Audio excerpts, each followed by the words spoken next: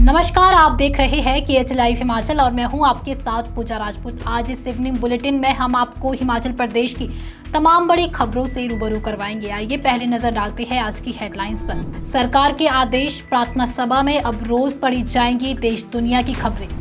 किन्नौर में meditation centre को 20 लाख, मंत्री जगत सिंह नेगी ने की घोषणा।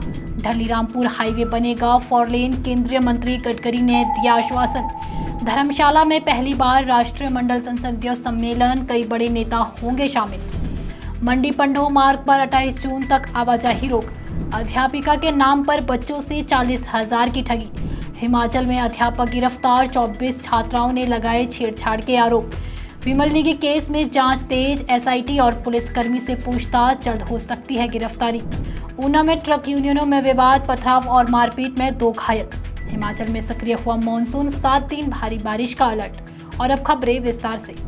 हिमाचल प्रदेश के सरकारी स्कूलों में अब प्रार्थना सभा के दौरान छात्र छात्राएं बारी बारी से समाचार पत्रों की प्रमुख हेडलाइन पढ़कर सुनाएंगे। मुख्यमंत्री सुखविंदर सिंह सुक्खू के निर्देश पर ये पहल छात्रों का सामान्य ज्ञान बढ़ाने के लिए शुरू की जा रही है। कुल्लू जिले के बाकासराहन दौरे में एक स्कूल निरीक्षण के दौरान मुख्यमंत्री ने पाया कि कुछ छात्रों को राष्ट्रपति और राष्ट्रीय राजधानी का नाम भी नहीं पता था। इसके बाद CM ने शिक्षा विभाग को निर्देश दिए कि छात्रों को देश दुनिया की जानकारी से जोड़ा जाए। अब शिक्षा विभाग दिशा निर्देश कर रहा है, जिसके तहत सभी सरकारी स्कूलों में हर दिन की प्रार्थना सभा में बच्चों द्वारा खबरें पढ़ना अनिवार्य होगा। हिमाचल प्रदेश के राजस्व मंत्री जगत सिंह नेगी ने रविवार को किन्नौर जिले की भावा वैली स्थित मोलिंग का दौरा किया और वहां मेडिटेशन सेंटर के लिए अपनी ऐच्छिक निधि से 20 लाख रुपए देने की घोषणा की। उन्होंने सेना अधिकारियों और स्थानीय प्रशासन के साथ जमीन हस्तांतरण को लेकर चर्चा की। मंत्री ने कहा कि भावा वैली पर्यटन और सुरक्षा दोनों के लिहाज से अहम है और स्पीति वैली से सड़क जुड़ाव से सेना और सैलानियों दोनों को लाभ मिलेगा। उन्होंने क्षेत्र में रिवर राफ्टिंग, रोपवे और पैराग्लाइडिंग जैसे साहसिक गतिविधियों को बढ़ावा देने की बात भी कही है, जिससे स्थानीय रोजगार के अवसर बढ़ेंगे।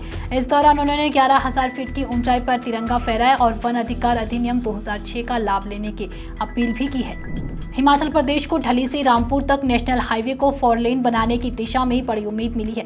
केंद्रीय मंत्री नितिन गडकरी ने लोक निर्माण मंत्री विक्रमादित्य सिंह को पत्र लिखकर आश्वासन दिया है कि केंद्र सरकार इस प्रस्ताव पर गंभीरता से विचार करेगी। ढली रामपुर NH सामरिक दृष्टि से भी अहम है, क्योंकि ये सड़क किन्नौर से भारत चीन सीमा पर तैनात ITBP जवानों के लिए जरूरी रास्ता है। फिलहाल ये 2 लेन सड़क है और प्रदेश सरकार ने इसे 4 लेन बनाने के साथ अधिक सुरंगें बनाने का भी सुझाव दिया है, ताकि पर्यावरण को नुकसान ना हो।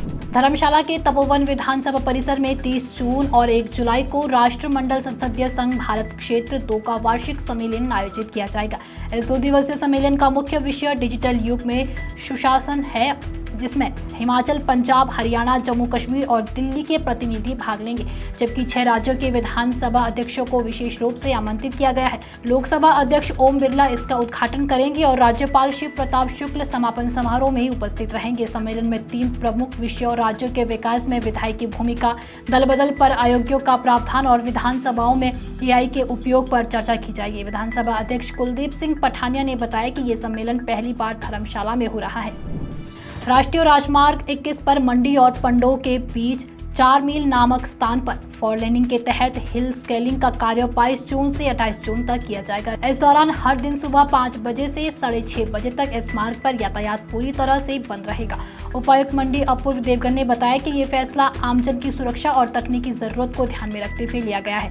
NHAI की ओर से भेजे गए अनुरोध और पुलिस व तकनीकी रिपोर्ट के आधार पर ये आदेश जारी हुआ है। भारी बारिश की संभावना को देखते हुए प्रशासन ने निर्माण एजेंसी को पूरी जिम्मेदारी सौंपी है और किसी भी नुकसान की स्थिति में कार्रवाई की चेतावनी दी है। हिमाचल प्रदेश के ऊना जिले से ऑनलाइन ठगी का एक चौंकाने वाला मामला सामने आया है। एक सरकारी स्कूल की अध्यापिका का व्हाट्सएप हैक कर 5 छात्रों से करीब 40,000 रुपए ठग लिए गए हैं। हैकर ने अध्यापिका की भाषा और बातचीत का तरीका कॉपी करते हुए बच्चों को मैसेज भेजा। मामला तब सामने आया जब कुछ छात्रों ने पहले खुद अध्यापिका से बात की। अध्यापिका ने तुरंत बैंक खाता फ्रीज करवाया और साइबर सेल में शिकायत दर्ज करवाई। बताया जा रहा है कि ये ठगी एक लिंक पर क्लिक करने के बाद शुरू हुई, जो किसी जान जान पहचान वाली महिला के नाम से आया था। पुलिस ने जांच शुरू कर दी है और लोगों से सतर्क रहने की अपील भी की है।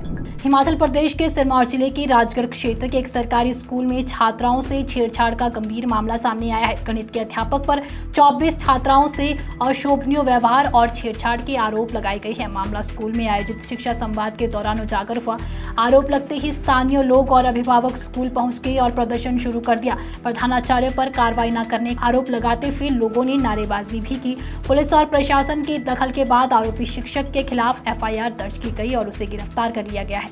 पुलिस ने बीएनएस की धारा 75 और पोक्सो एक्ट की धारा 10 के तहत केस दर्ज किया है।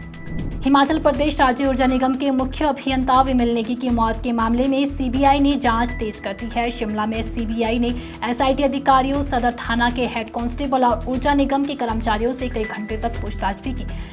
एएसआई पंकज पर साक्ष्य नष्ट करने के आरोपों को लेकर भी सवाल जवाब हुए। सीबीआई ने शिमला, हमीरपुर और बिलासपुर से कब्जे में लिए गए सीसीटीवी फुटेज और अन्य साक्ष्यों की जांच शुरू कर दी है।